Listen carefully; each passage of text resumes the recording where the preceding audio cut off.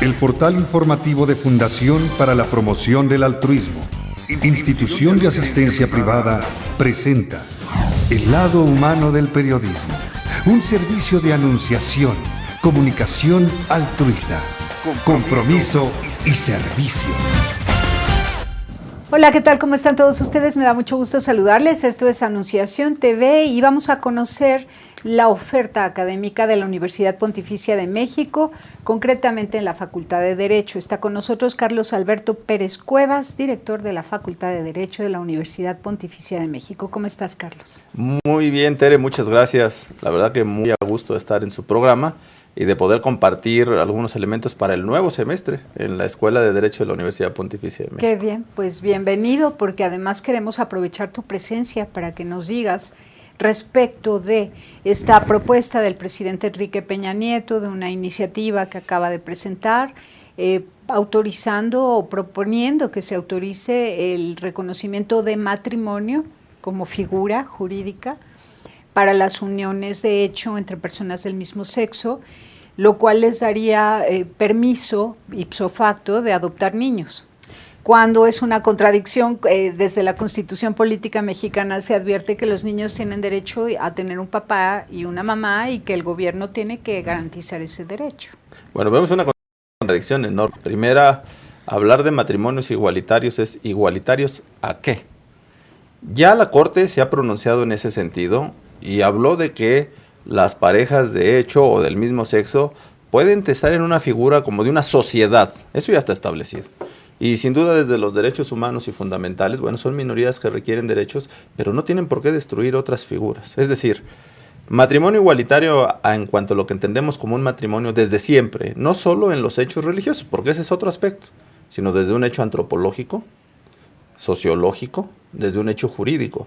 ¿Para qué es la unión de un hombre y una mujer? Para tener una familia, como está salvaguardado en la propia Constitución y en las leyes y en los tratados internacionales, porque derivado de esa unión se puede mantener y continuar la especie, que es el hecho como se establece tal cual, es decir, tener hijos, tener una familia.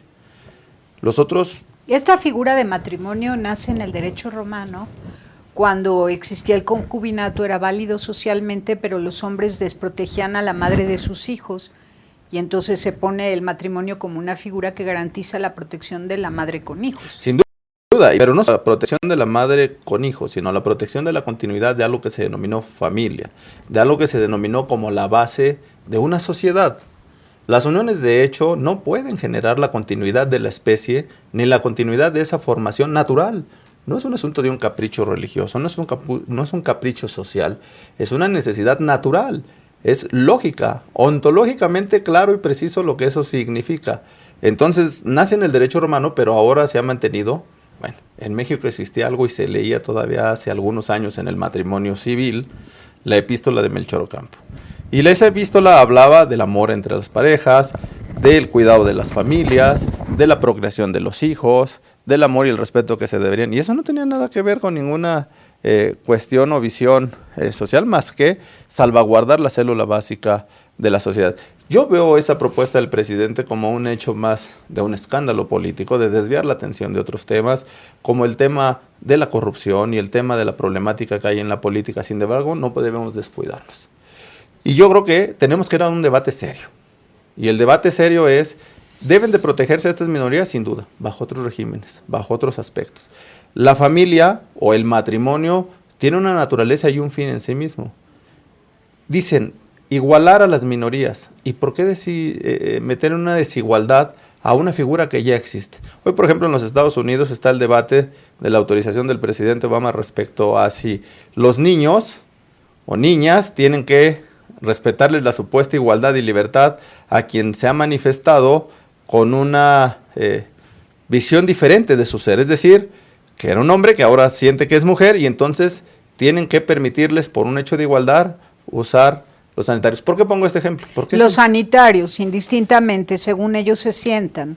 Claro, pero... Si un hombre se siente mujer, puede entrar al baño de mujeres, esa es la propuesta. Bueno, pero es una propuesta muy grave, porque ¿quién nos garantiza que efectivamente alguien en ese sentido puede sentirse así y no puede ser alguien que abuse de una figura en eso?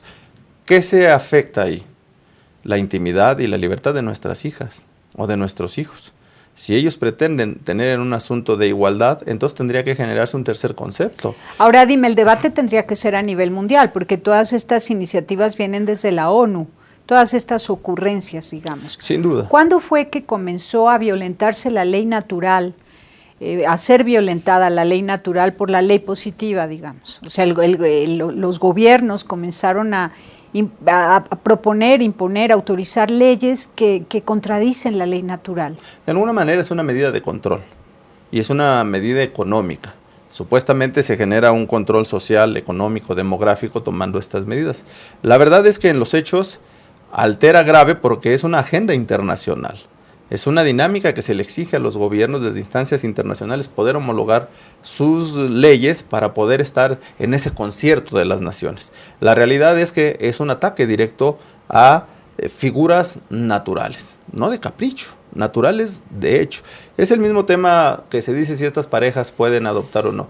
Aquí lo que se tiene que salvaguardar no es el derecho de igualdad de ellos o el derecho de que sean reconocidos en una legislación. Eso sin duda en derechos humanos, por el hecho de tener dignidad es reconocido, pero no pueden venir a interponer o destruir otras figuras que tienen otra naturaleza. En el caso de los menores, es el derecho de ellos, es la salvaguarda de ellos a tener un padre, una madre, un desarrollo educativo encaminado a ese esquema de desarrollo social. Y pareciera que en el debate lo que se pretende solo es salvaguardar los derechos de estas minorías por encima de los derechos de los menores. Porque pierden de vista que cada persona es nueva y distinta y que cada persona recién nacida tiene derecho a descubrir por primera vez la verdad, la vida, que se nace de un papá y una mamá, aunque no vivan juntos, pero tiene que entender que él ha nacido y él ha sido fruto de un hombre y una mujer, de un espermatozoide y un óvulo, de un encuentro íntimo entre un hombre y una mujer. Y cada nuevo ser humano tendría que saberlo y crecer en ese ambiente, en un contexto natural, real, ¿no? Pero si las leyes proponen que crezcan con dos papás o con dos mamás, esta persona no se entera, no se completa. De alguna manera se encuentra en una etapa muy compleja de la vida, en la cual no tiene desarrollada totalmente su voluntad, su libertad, la capacidad de entender cuál es la dinámica, y bajo este aspecto, pues podría contaminarse. Y tener un conocimiento muy parcial de la realidad. Parcial y sin duda afectando a sus derechos. Por eso hay ciertas etapas de la vida legisladas en las cuales tiene que haber un acompañamiento sobre lo que es su vida, su desarrollo, su naturaleza, su antropología, su vida en sociedad. Quizá ya de adulto, cuando tenga cierta visión de la vida, podría tomar sus decisiones, pero afectarlos cuando son menores, cuando no han tomado una decisión, creo que es un hecho grave, en donde el Estado no debe de inmiscuirse. Ahora, si hablamos de esto con los filósofos dicen es que el debate es inútil porque la necedad frena el diálogo. La necedad de aquellos que defienden algo tan absurdo, frena el debate filosófico. O sea, un filósofo dice, yo no puedo hablar con alguien que ante lo evidente lo niega, que niega lo evidente. Exacto, la evidencia, pero ¿qué dicen los abogados? Porque si los filósofos se callan, estamos esperando que los abogados, conforme al derecho, defiendan la verdad, ya que los filósofos dicen yo no hablo con gente necia. Bueno, en un estado... Vamos y volvemos. Sí, vamos. Vamos a un corte y regresamos.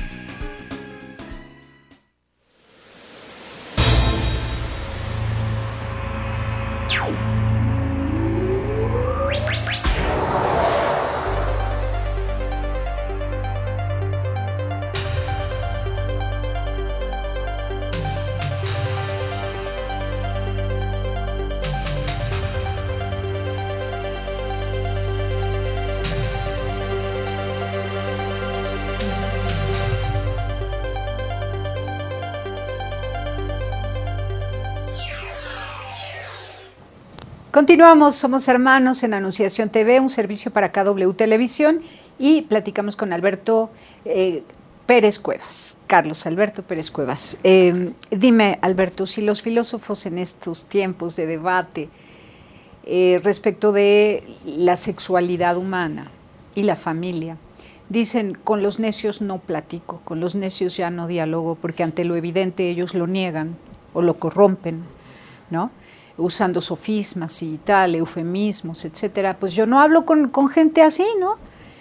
Los abogados, ¿qué dicen? ¿También se van a callar o tienen argumentos todavía válidos desde el derecho para defender la verdad? No, tenemos muchos elementos. Yo primero le diría a los filósofos, no pueden renunciar a decir, a anunciar, a demostrar la verdad. Esa es la filosofía. Pero dicen que si lo evidente está, es evidente. O sea, no puedes estar discutiendo y defendiendo con argumentos que un árbol es un árbol cuando estás mostrándolo. Sin duda, en los hechos sí. Y quizá ante muchos de estos argumentos que pretenden decir lo contrario, el esquema es de muchos otros que quizás sin un proceso de formación, a veces compran esas ideas más por una forma de presentarlos como si fueran verdad.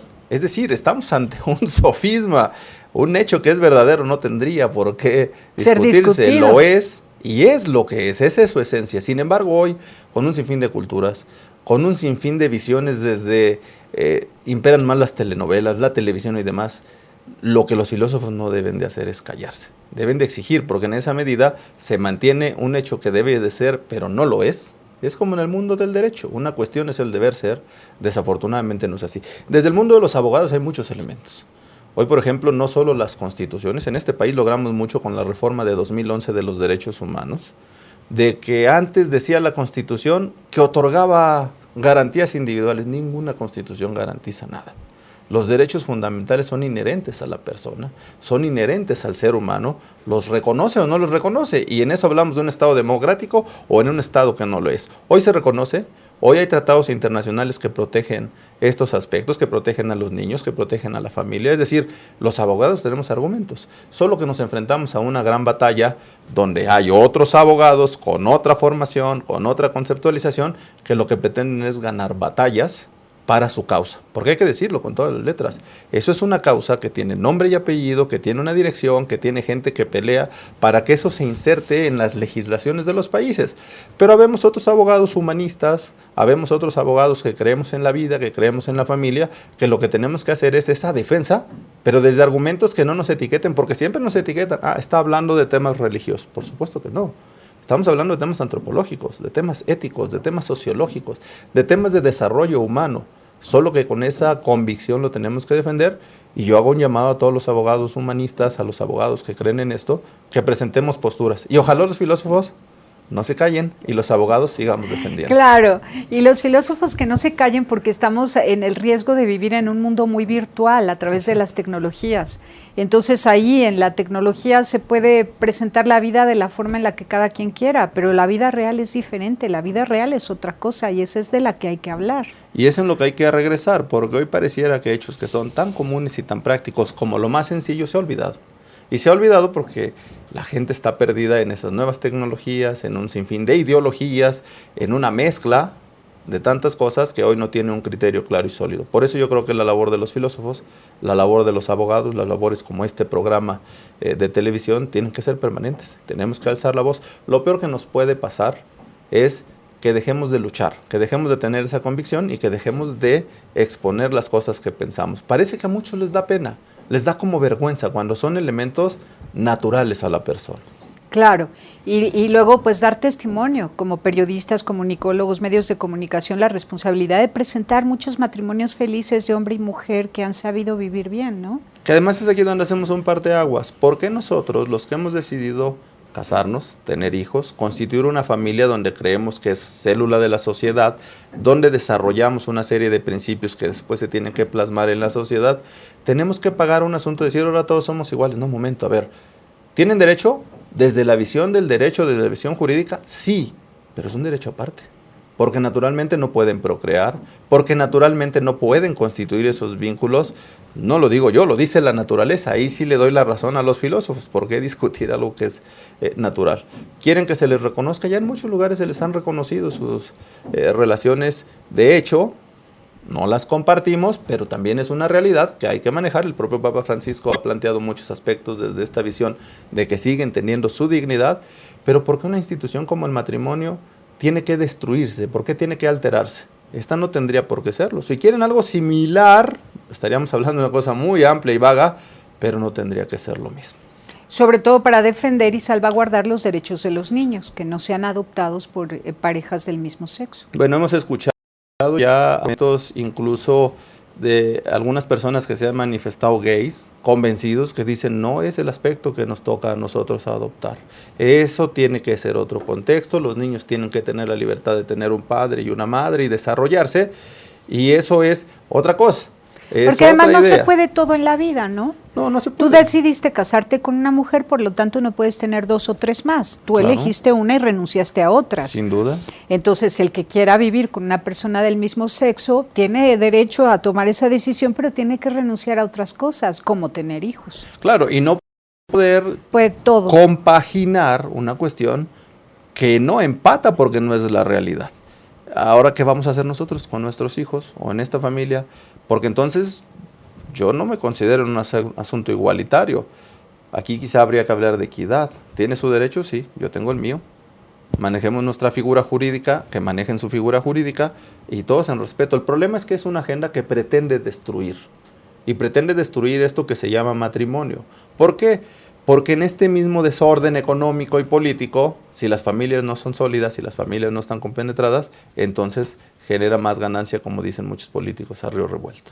Claro, para que vean que la cosa no es tan simple y no es de mucho caché el ponerse del lado de la posmodernidad así sin pensar las cosas a fondo, ¿verdad? Tenemos que pensar. Y bueno, ahora vamos a concentrarnos en tu oferta académica, ¿no? Sí. Vamos a un corte y regresamos con eso. Muchas gracias. Volvemos.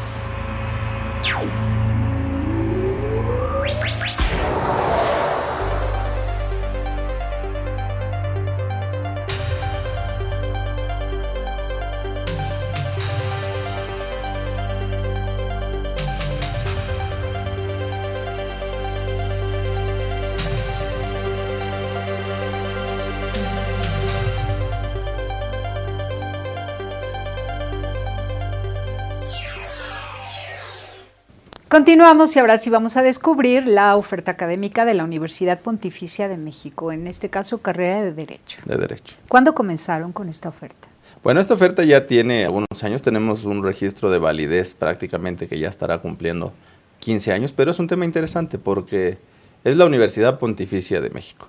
Y en general en muchos lugares cuando se oye Pontificia primero piensan que está en Roma, y no, está aquí en Tlalpan, en la calle de Victoria, en el mero corazón de Tlalpan.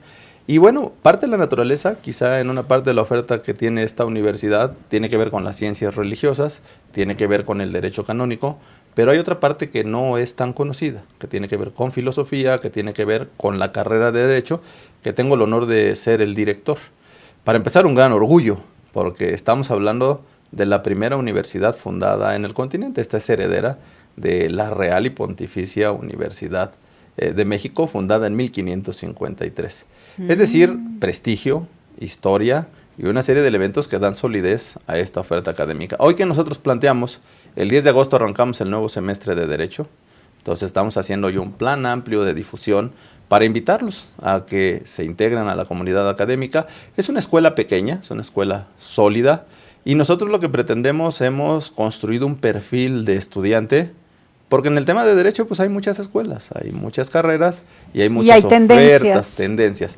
En el caso nuestro nosotros planteamos concretamente 3 aspectos que nos interesan. Primero, que el egresado de esta carrera es una persona formada sólidamente en ciencias jurídicas, y en esto pues todas las universidades hacen esta oferta. ¿Dónde está la diferencia con nosotros? Ponemos un planteamiento que son abogados o expertos en las ciencias jurídicas con una visión humanista. ¿Y qué es esto? La persona en el centro de todas las acciones. Pudiera parecer algo tan sencillo, pero no lo es. Se pregona, se discursa, se dice, pero no se lleva a la práctica. Después de tener en el centro a la persona, formados humanísticamente con ciencias y humanidades, nosotros requerimos que sean abogados éticos. Hoy otra cosa que podría parecer común, pero no la es. Congruentes entre el pensar, entre el decir, entre el hacer.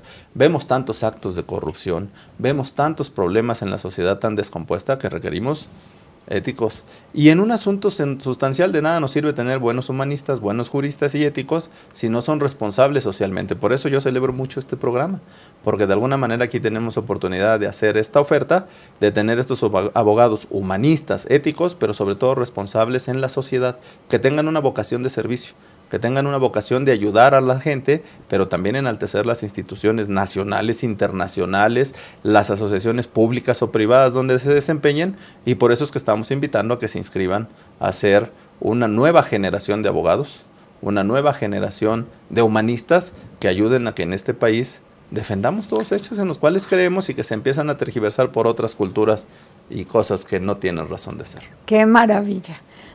Me emociona muchísimo porque de verdad que de eso estamos pidiendo nuestra limosna. Todas las organizaciones de la sociedad civil necesitamos un abogado honesto, alguien que nos vaya iluminando el camino, que nos ayude a tomar decisiones, ¿no? Y que defienda la dignidad de la persona humana, no alguien que se venda. Claro, de hecho es una contradicción, y nosotros lo que hemos planteado en la Universidad Pontificia de México, en la Escuela de Derecho, es que estamos formando este tipo de abogados humanistas, éticos y responsables socialmente desde el primer minuto que llegan a la Escuela de Derecho. ¿Por qué? Porque nosotros hemos sustentado que nadie da lo que no tiene.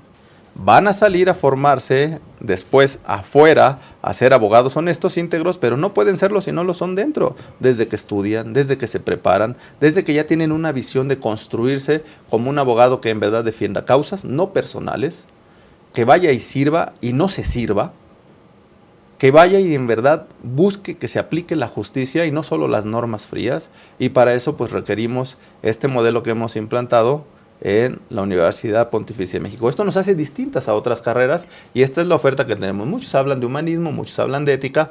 La realidad es que nosotros nos concentramos en ese aspecto como un plus de formación. Ahora, ¿aprenden tus abogados a ser juristas, digamos, a hacer iniciativas para modificaciones a la ley? ¿Aprenden a dar una lectura al espíritu de cada ley, de cada norma, regla? ¿O? Nosotros vamos inclusive más allá. Lo que hemos planteado en este proceso de formación de la Escuela de Derecho de la Universidad Pontificia de México tiene que ver con generar estos abogados con una alta capacidad intelectual, pero además tiene que ser con un gran criterio jurídico. ¿Qué quiere decir esto? Que les permita que indistintamente del campo donde se desempeñen, que puede ser público, gobierno, legisladores, jueces, notarios, en fin, un sinfín de campos, o en el ámbito privado con empresas, con ONGs, que tengan la alta capacidad de poder construir leyes, de poder revisarlas, de poder discutirlas, pero también lo mismo de hacer el análisis y la aplicación de esas normas, de poderlas denunciar cuando no son eficaces, cuando no tienen el sustento real del propio proceso jurídico, y entonces ellos sean capaces de, indistintamente donde se desempeñen, resuelvan este criterio jurídico para el bien de las personas y de las instituciones. ¡Qué maravilla! A leer leyes, ¿no? Y leerlas desde el espíritu y corregirlas cuando sea necesario y aplicarlas cuando hay que aplicarlas. Y con un criterio crítico, claro, amplio y que permita aportar. Hoy, por ejemplo, en este debate que hace un rato teníamos de lo que está sucediendo en el país, abogados, humanistas, éticos y responsables socialmente estarían obligados a participar en el debate, a demostrar por qué no reúnen esos requisitos, o bien el por qué tenemos que salvaguardar a nuestra niñez con el interés más alto de su desarrollo, y entonces con argumentos sólidos puedan defender quién tiene la razón y quién no la tiene. ¡Qué maravilla! Oye, ¿y qué otras carreras hay allá en la Universidad Pontificia? Bueno, además en la Universidad Pontificia existe la carrera de filosofía, eso dentro de las ramas de la Facultad de Ciencias y Humanidades, pero también dentro de las ramas de las ciencias religiosas, pues también existe teología y también existe derecho canónico. Ah, qué bien. 4 carreras, entonces derecho canónico, ¿se toma como cosa Se aparte? toman como facultades distintas. Existe una facultad de derecho canónico en el ámbito religioso, existe una facultad de derecho en el ámbito civil, filosofía en ambos ámbitos, teología en el ámbito religioso, pero de ahí se derivan una serie de ofertas de posgrados, de cursos, de doctorados, de maestrías, que son diversas carreras. Y además en un lugar bellísimo, en Tlalpan. En Tlalpan, y además en un edificio histórico precioso, y además en una zona cercana que todavía parece una inserción de la provincia en el mero corazón de la Ciudad de México. Y el claustro de profesores, yo veo que ahí tienen sus casas, ahí viven los profesores. En el caso de los de ciencias religiosas, ahí viven. En el caso de los de derecho, son abogados, la gran mayoría de ellos con posgrados, varios posgrados, un par de maestrías, algunos doctorados. No solo dan clases en la Universidad Pontificia, dan clases en otras universidades de prestigio, y entonces tenemos un pool de profesores muy sólido, bien formados, del más alto nivel, y con esta posibilidad también de tener una formación cercana y personal. ¿Y dan becas? Sí, ahora lo que estamos ofertando para este primer año es que los que se empiecen a inscribir desde este mes y los inicios del próximo pueden lograr un 30% de descuento en su inscripción por el año y 25% en sus colegiaturas. Pero además lo que nos interesa es que se formen, de tal manera que si alguien tiene la oportunidad de acercarse y quiere estudiar y no tiene todas las posibilidades, podríamos exponer, analizar y ayudar en sus casos. ¿Exigen un promedio mínimo? El promedio mínimo que exigimos es de 8, para que en verdad esto sea una institución sólida, pero en cuanto a la oferta académica también lo que queremos es que se acerquen, que nos expongan sus casos y que veamos de qué manera pueden integrarse a la comunidad de la Universidad Pontificia de México. Muy bien, pues te agradezco mucho, Carlos Alberto Pérez Cuevas, director de la Facultad de Derecho de la Universidad Pontificia de México. Felicidades a todo el claustro de profesores de la carrera de Derecho. Tenemos la esperanza puesta en ustedes, de verdad, que eduquen bien a sus alumnos, que hagamos todos un México mejor, y tus datos han estado en pantalla para que los alumnos, los candidatos se pongan en comunicación contigo. Con gusto los estaremos esperando en la entrevista y con gusto ojalá se integren a esta comunidad que hoy el país requiere. Gracias. Muchas gracias. Pásela bien haciendo el bien. Hasta la próxima. Sí hay soluciones. Aquí, en el portal informativo de Fundación para la Promoción del Altruismo, Institución de Asistencia Privada. El lado humano del periodismo. Un servicio de anunciación. Comunicación altruista. Participa en Facebook. Todo México Somos Hermanos y síguenos en